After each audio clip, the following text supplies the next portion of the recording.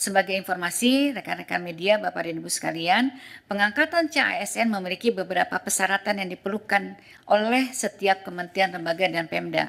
Pertama, tentunya KR harus telah melakukan proses seleksi bagi peserta yang telah mendaftar dan mengikuti dan dinyatakan lulus. Bagi CPNS, instansi telah mendapatkan persetujuan teknis dan penetapan nomor induk pegawai dari Kepala BKN atau dalam proses pemberkasan. Bagi P3K, instansi telah mengusulkan kepada Kepala BKN untuk mendapatkan nomor induk PPPK dan saat ini sedang proses pemberkasan. Instansi telah mendapatkan penerbitan NIP CPNS nomor induk P3K yang diterima P3K. Kemudian peserta telah membuat surat pernyataan bersedia mengabdi dan tidak mengajukan pindah instansi. Pejabat pembina kepegawaian menetapkan keputusan pengangkatan sebagai ASN dan instansi telah menyiapkan anggaran yang tertuang di dalam DIPA Kementerian Lembaga dan Pemerintah Daerah, sarana prasarana instansi pemerintah untuk mengangkat CASN yang akan diangkat.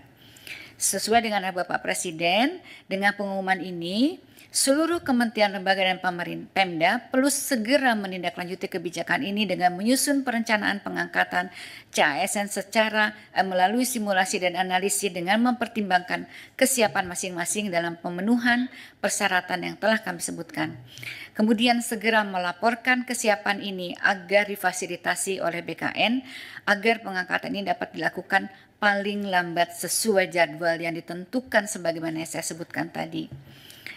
Saya juga ingin mengingatkan kembali sesuai dengan konferensi pers yang dilaksanakan di Kompleks DPR RI tanggal 14 Februari yang lalu, Menteri Keuangan sudah menyampaikan bahwa tidak ada PHK tenaga non-ASN di Kementerian Lembaga dan Pemerintah Daerah. Di tahun lalu juga saya sudah mengeluarkan surat edaran agar KL Pemda tetap menganggarkan pendapatan bagi tenaga non-ASN yang terdata selama proses rekrutmen ini berjalan. Bapak dan Ibu sekalian, rekan-rekan media, saya ingin juga menegaskan, sesuai dengan arahan Bapak Presiden, pemerintah berkomitmen untuk menjaga meritokrasi dalam manajemen ASN, sehingga kebijakan ini merupakan proses afirmasi sebagaimana afirmasi terakhir sebagaimana yang disampaikan oleh Bapak arahan dari Bapak Presiden.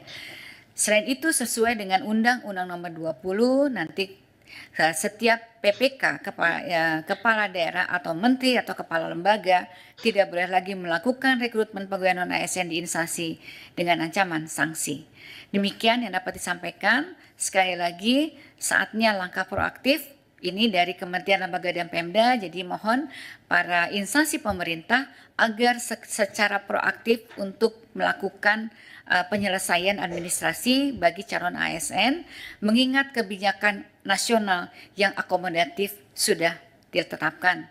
Tidak ada lagi alasan kebijakan nasional yang tidak membelakang dan kami akan terus mengawal proses ini agar berjalan dengan baik demi kepastian bagi CASN dan efektivitas penyelenggaraan pemerintahan.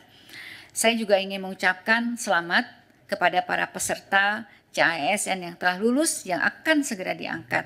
Saya juga ingin mengucapkan terima kasih kepada Pak Mensesnek, Menteri Keuangan, pimpinan DPR, Ketua Komisi 2 dan anggota Komisi 2 DPR RI, BKN, dan Menteri Keuangan atas dukungannya dalam penyelesaian pengangkatan CASN 2024.